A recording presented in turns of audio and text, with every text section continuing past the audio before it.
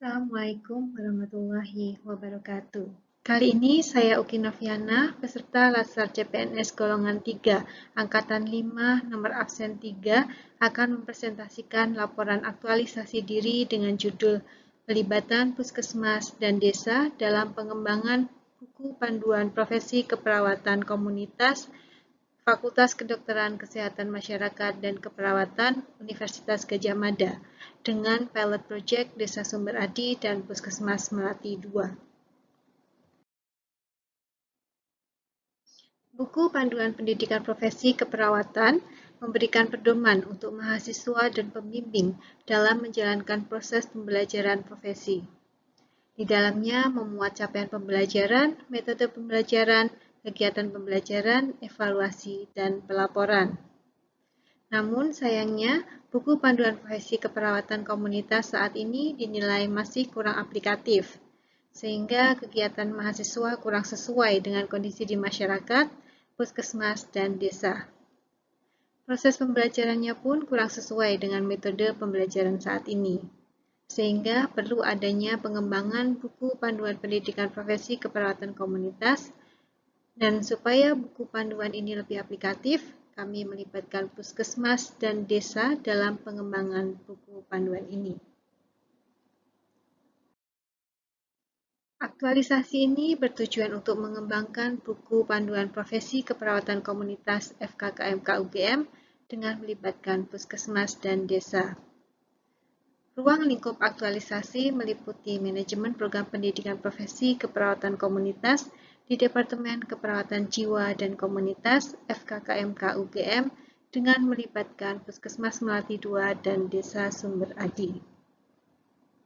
Sebagai gambaran umum lokasi aktualisasi diri di tingkat organisasi, UGM memiliki tupoksi menyelenggarakan pendidikan tinggi yang meliputi pendidikan, penelitian, dan pengabdian kepada masyarakat.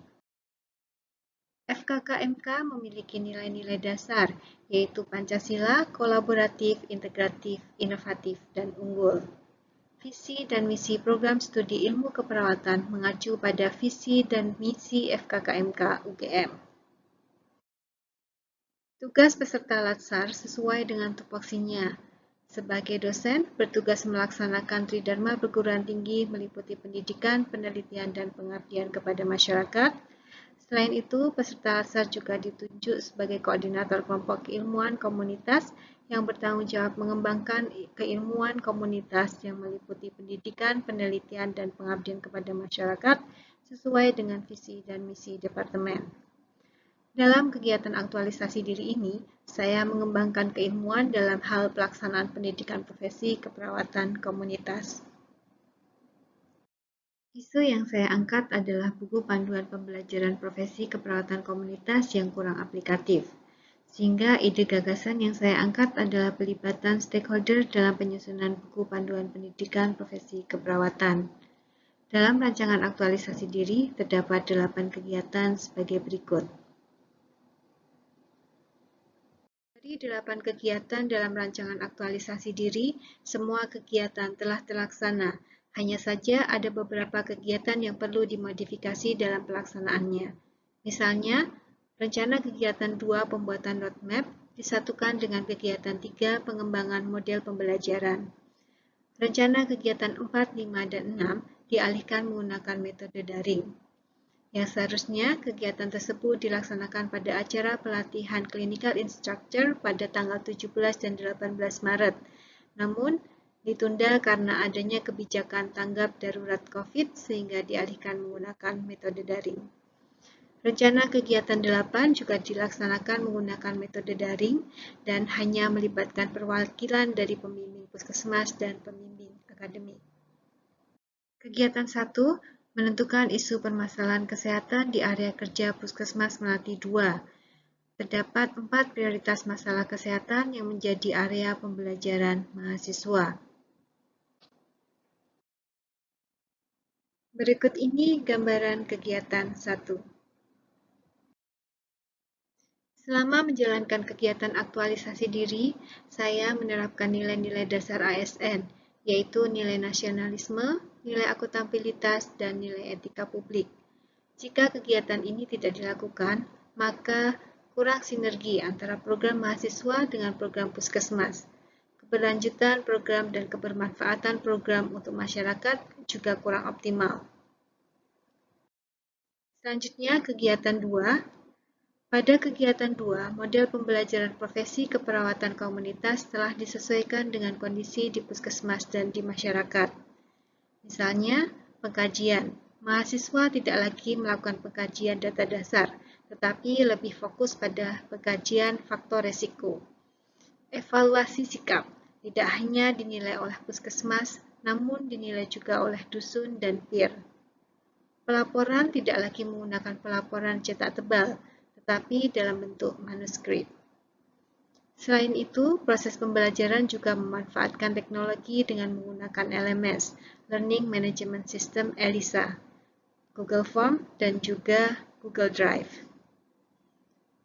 Roadmap pembelajaran profesi mahasiswa untuk 3 tahun ke depan telah didiskusikan dan ditetapkan. Tahun pertama hingga tahun ketiga akan di-mapping wilayah area pembelajaran mahasiswa, sehingga dalam 3 tahun ke depan semua dusun di Desa Sumberadi telah mendapatkan intervensi, dan di akhir akan dievaluasi pada tahun ketiga bagaimana peningkatan akses pelayanan kesehatan untuk warga Sumberadi yang memiliki masalah kesehatan. Berikut ini gambaran kegiatan 2, workshop divisi, koordinasi dengan pengelola, dan diskusi dengan puskesmas dan desa. Dalam menjalankan kegiatan ini, saya mengaplikasikan nilai-nilai dasar aneka, nasionalisme, komitmen mutu, etika publik, dan nilai akuntabilitas. Jika kegiatan ini tidak dilaksanakan, model pembelajaran kurang aplikatif untuk diterapkan di masyarakat, desa, dan juga puskesmas. Selanjutnya, kegiatan 3, pelatihan model pembelajaran reflective learning menggunakan aplikasi Clinical Practice Reflection.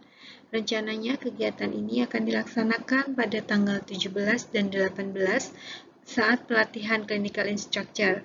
Namun, terkait dengan tanggap darurat COVID, maka kegiatan ini kita alihkan menggunakan online. Selain itu, pelatihan ini hanya diberikan untuk pembimbing klinik dan pembimbing akademik yang berada di Puskesmas Melati 2 saja. Berikut ini kegiatan 3 dilakukan menggunakan metode online. Dari hasil kegiatan, semua pembimbing dapat memberikan feedback pada refleksi mahasiswa dengan menggunakan aplikasi Clinical Practice Reflection yang kami kembangkan. Pada evaluasi oleh pembimbing, aplikasi CPR merupakan aplikasi yang mudah digunakan, memberikan kesempatan untuk belajar baik untuk pembimbing maupun untuk mahasiswa.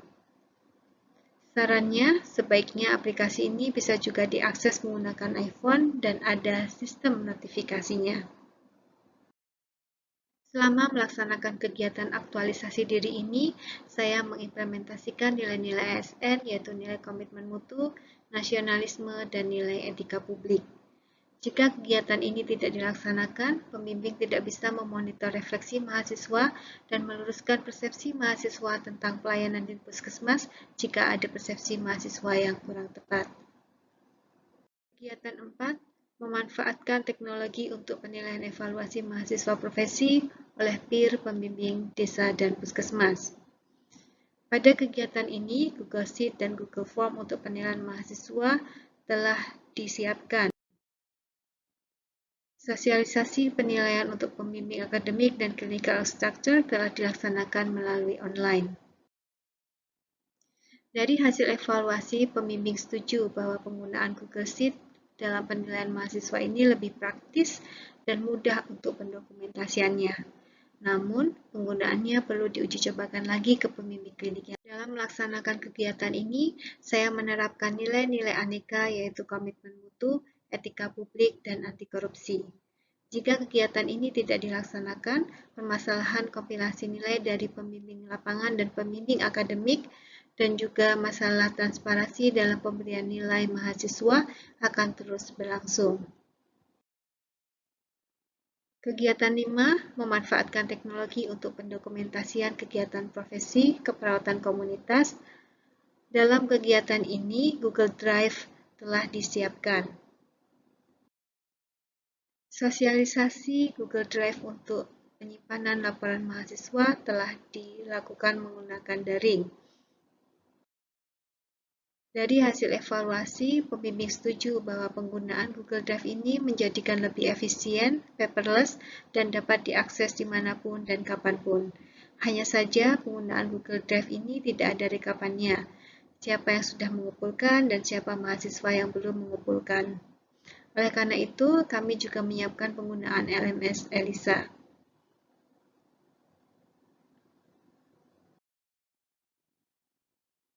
Dalam melaksanakan kegiatan ini, saya menerapkan nilai-nilai ASN, nilai akuntabilitas, nilai komitmen mutu, dan nilai nasionalisme.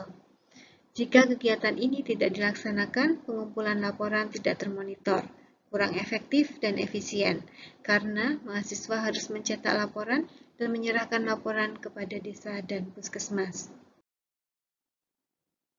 Kegiatan 6, penyusunan buku panduan profesi keperawatan komunitas. Penyusunan buku telah dilaksanakan bertahap, mulai dari pembuatan draft, kemudian workshop divisi, penyusunan buku, dan juga revisi. Dari hasil rapat divisi yang dilakukan secara online, ada beberapa poin yang perlu diperbaiki.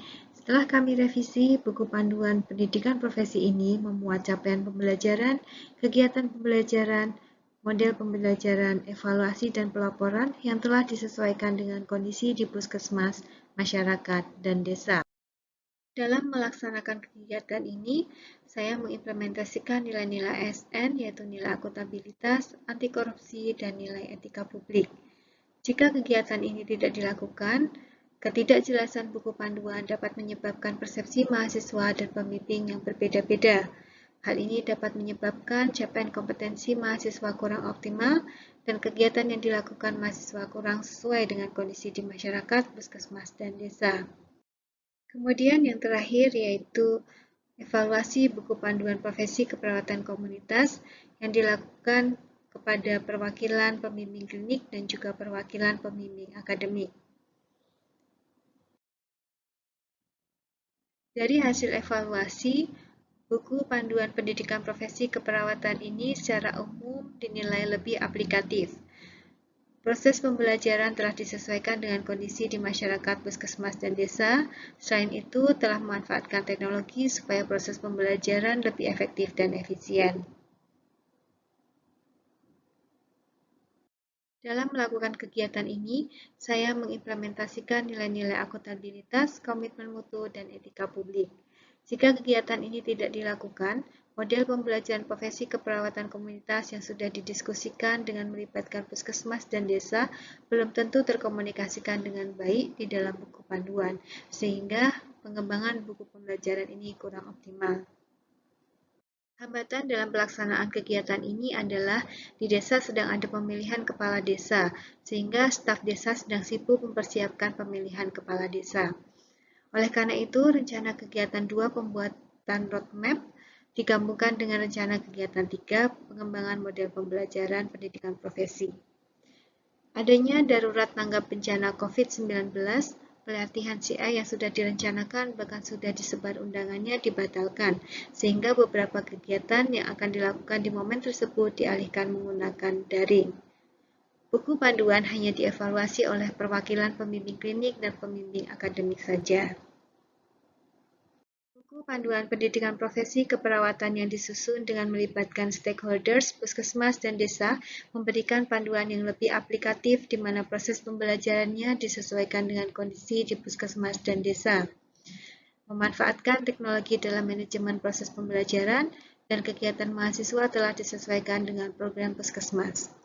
Saran yang kami berikan, buku panduan profesi tidak hanya dievaluasi oleh pembimbing saja, namun juga dievaluasi oleh mahasiswa. Panduan pendidikan profesi dibuat lebih menarik, misalnya dengan membuat video untuk dosen dan mahasiswa. Dan yang terakhir, adanya pengembangan learning management system khusus untuk pendidikan profesi keperawatan. Demikian presentasi laporan aktualisasi diri saya. Terima kasih atas waktunya.